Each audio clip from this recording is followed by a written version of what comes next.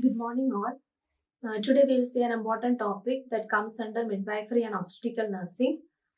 If you see, this is an obstetrical emergency. In developed and developing country, the mortality rate is leading cause because of this problem. The topic is postpartum hemorrhage.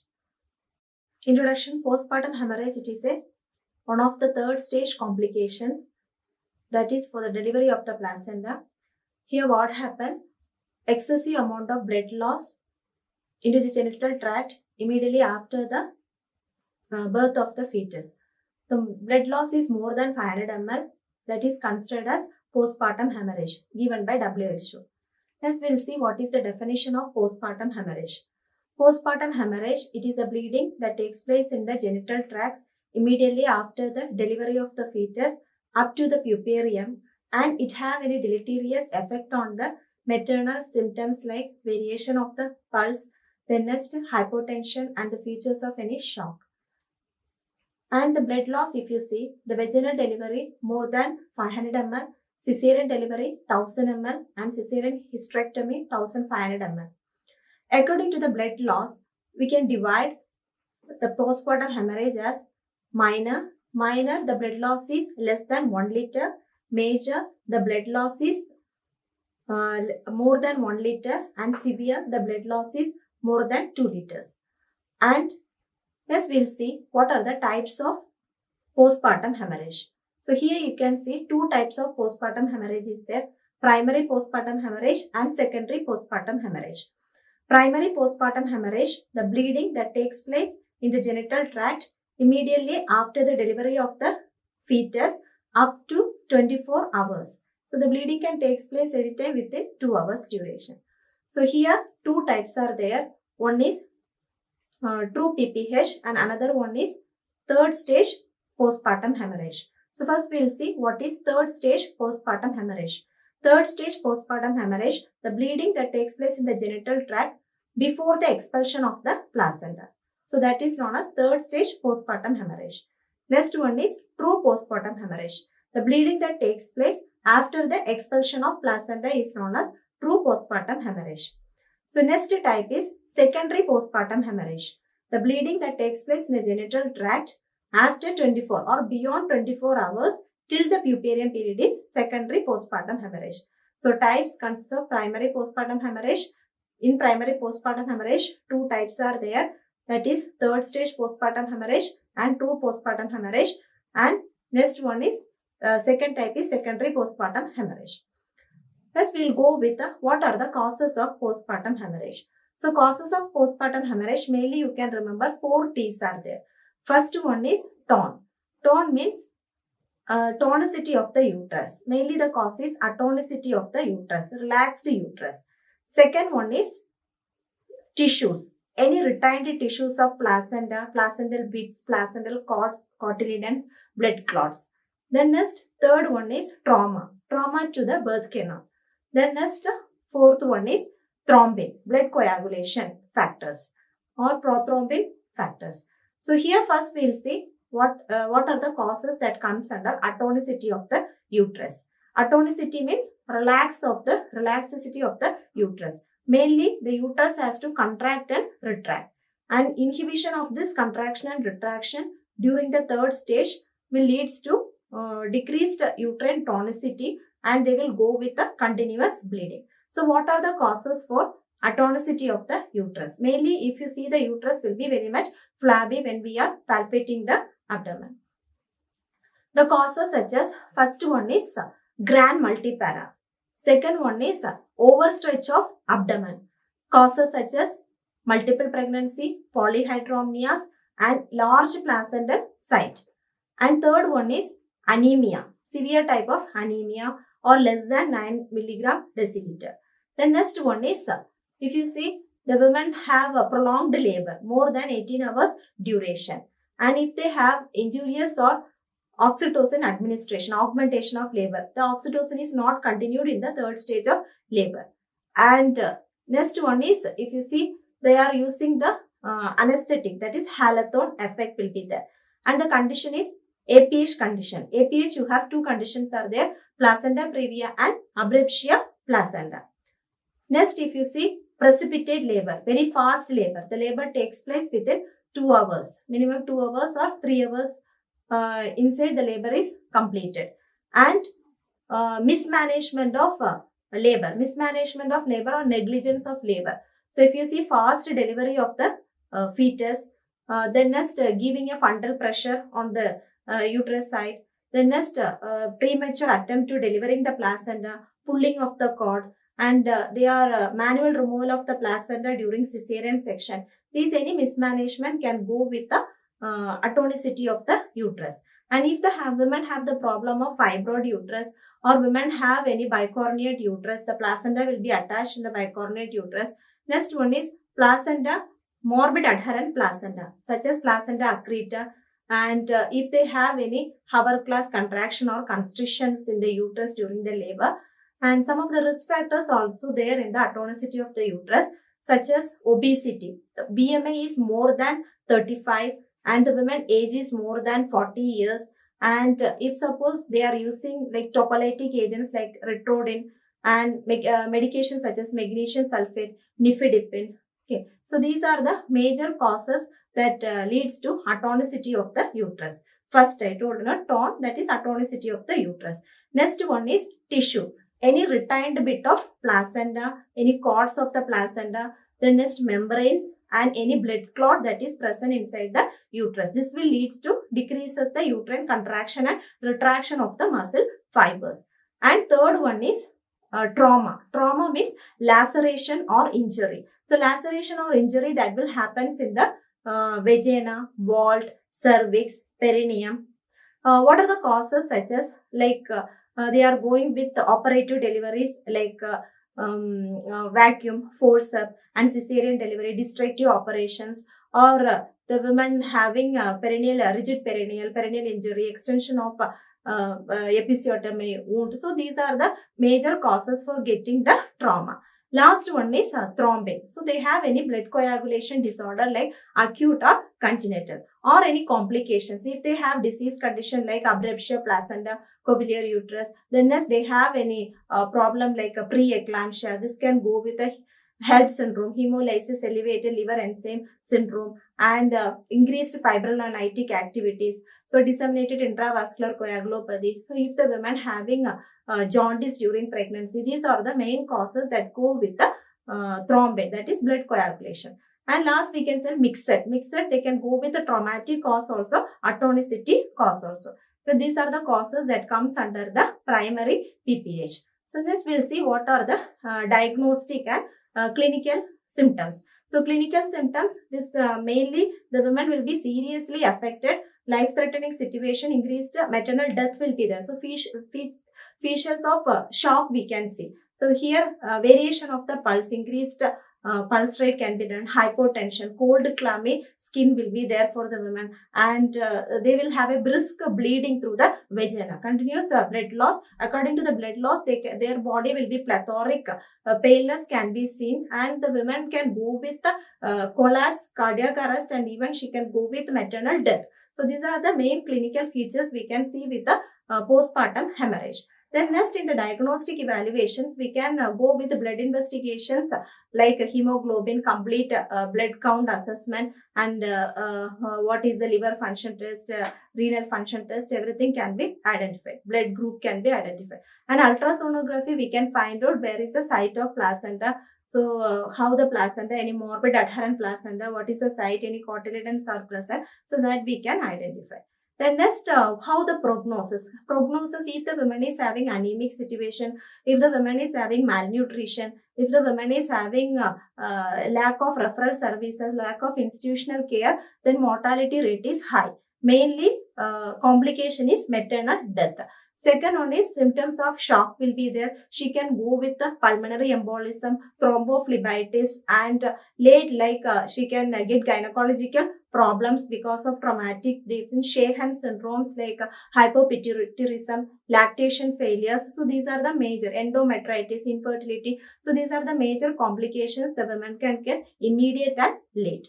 Then next, what is the prevention? Prevention, we can start from the antenatal period. Antenatal, proper care, antenatal care. So we have to screen out high risk mothers. So what are like multiple pregnancy, polyhydramnios, so previous history of postpartum hemorrhage. Okay, so like that we can identify high risk cases, and proper screening and proper antenatal care has to be done. And ultrasonography, we can find out what is the location, whether the placenta is low, a large placenta is there, morbid adherent placenta is there, that we can identify. And we have to correct the situation of the woman. The woman is anemic, means iron therapy or a blood transfusion, and we can make an adequate health, improve the health status to prevent the postpartum hemorrhage.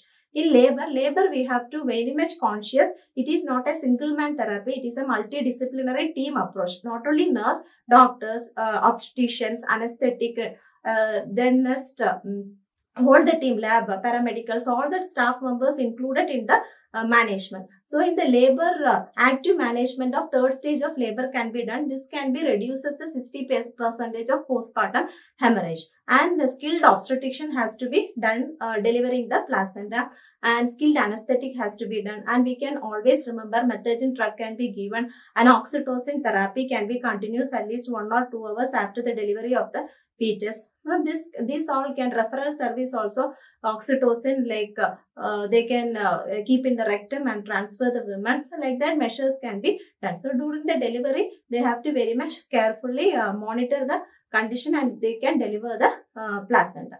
Then next we'll go with what is the management. Management, we have to see 2 types is there. We have to find out whether it is an atonicity or traumatic. Atonicity means the uterus will be flabby. Then we have to massage the uterus. Traumatic cause means the uterus will be hard and firm. So like that we can differentiate whether it is atonicity of uterus and whether it is traumatic uterus. If it is atonicity of the uterus, what we have to do? We have to first massage the uterus and make the uterus hard.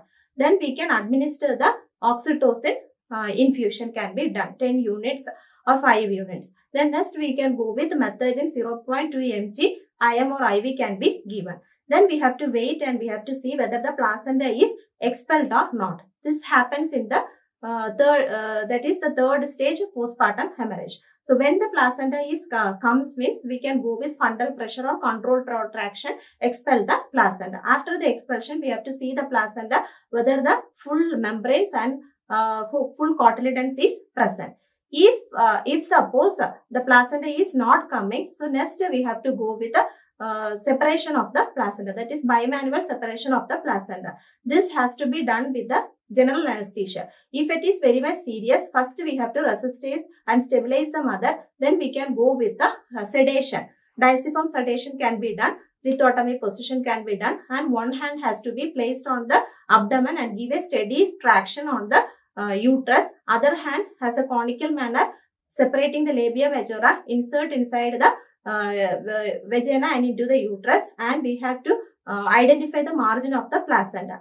Then the steady traction has to be given. The pressure has to be given on the abdomen till the placenta is separated. When the placenta is separated, the margin of the placenta has to be identified, where the hand is inserted in the vagina. The hand has to be placed between the uterus and the placenta, and it has to be insinuated, and with a slicing movement we can remove the placenta, and the placenta has to be delivered after the expulsion. So after the delivery, 0.2 mg of methogen can be given. So this is the management of a manual removal of placenta. So this comes under the third stage primary postpartum hemorrhage management. If it is a traumatic cause means we can go with exploring the cervix and vagina, identify any laceration is there, any uterus laceration is there. According to that, we can go with the management. The next scheme of management is what is the management comes under the true postpartum hemorrhage. True postpartum hemorrhage, our main has to be communication, resuscitations, then giving the blood replacement, then next stabilization of the women and controlling the hemostasis. So here what we have to, different type of steps are there. So this as a team approach we can do it. First, stabilizing the mother, call for help. Emergency resuscitation needed means resuscitation. Then oxygen therapy can be given, and large bore cannula can be started. And the women has to be started with the colloids and crystalloids has to be started, normal saline or ringal lactate. According to the obstetrician order, we can start. And we can give oxytocin dose like 10 units or 20 units, IV 1 liter, 60 drops per minute can be given. And methadone also can be given for the women. So this measures, and a circulatory nurse, they can be round day measures, supervise and monitor the women to find out the vital signs. What is the pulse? What is the BP? So what is the urine output? Okay. And lab investigation like blood grouping, what is the hemoglobin percentage, liver function test, renal function test, then bleeding time, clotting time, prothrombin. So everything has to be monitored and we have to record and we have to do the procedure. Then next, step by step, our aim in order to control the bleeding. Atonicity means we have to see two things, whether it is an atonicity and other one is traumatic. If it is atonicity of the uterus, what we have to do? First step, we have to massage the uterus and make it hard. Then next, like IM injection of methadone or IV can be given, or oxytocin can be given. Then we have to see whether the bleeding has controlled or not. If the bleeding is not controlled, then we can go with the second step. Second step, we can give the general anesthesia and we can explore the cervix and vagina to find out any laceration is there. If not laceration, atonicity of the uterus is there, they can go with some medication. Injection, methyl prostaglandin F2 alpha can be given. Same like oxytocin drugs can be given. Tranexamic acid can be given 1 gram. If it is a tocolytic agent due to the postpartum hemorrhage, then calcium gluconate drug of choice can be given. Then next we have to see whether the bleeding has controlled or not. If the bleeding is not controlled, then next step we have to go resuscitation, blood transfusion, then fluid replacement can be done, stabilize the mother. Then we can go with the method of bimanual compression. In the bimanual compression, what we have to do? One hand has to be placed on the fundus in the uterus. Other hand we have to introduce into the uterus like a conical manner, close the fist posteriorly and give a pressure on the anterior part of the vagina. And the uterus has to be squeezed in between the two hands. And this compression can reduces the PPH. If this also fails, next we can go with the next step of choice. Next step of choice means uterine tamponade. Uterine tamponates, like first one is intrauterine packing. Intrauterine packing, what we can do, gauze piece can be taken. That is 8 meter long gauze piece that has to be double folded and it can be inserted and packed inside the uterine cavity. And in the vagina also we can keep another pack and whole the uterus has to be packed. So this has to be kept for 24 hours like hemostasis actions. This will control the bleeding. Another type is balloon tamponade. Balloon tamponates, what we can do, we can put like condom, Foley's catheter or sensation plaquemine tube can be kept. Becquerel tube is there that can be kept, and we can push the water, saline water 200 to 500 ml, and it can be kept for 4 to 6 hours. This is a hydrostasis method. This also will have a control of bleeding. So if this method is there, anti-shock garment also is there. That also a pneumatic anti-shock garment is there that can also give as an uterine tamponade. If these measures are fails, then the next step is going with the surgical measures. Surgical measures like first one is suturing. B-lunch brace sutures or square sutures can be done in order to compress the uterus. Second one is ligation of the uterine artery, ligation of the ovarian artery, ligation of the internal iliac artery, or ligation of the uterine and ovarian artery can be done, and anastomosis can be done. If this is fails, then we can go with embolism. Uterine artery embolisms can be done. All these measures are fails. Continuous bleeding is there. Then we can go with the counseling of the couples. They have to decide for going with a hysterectomy in order to save the mother life regardless of children. So uterus is needed for childbearing. But if they have children, very well happy. If they doesn't have children, but they have to go with hysterectomy procedure in order to save the life of the mother. So these are the things comes under the atonicity management. Then traumatic management according to the tear. Perineal tear means first degree, second degree, third degree, fourth degree. They can go with the repairment and anastomosis can be done of the suture area.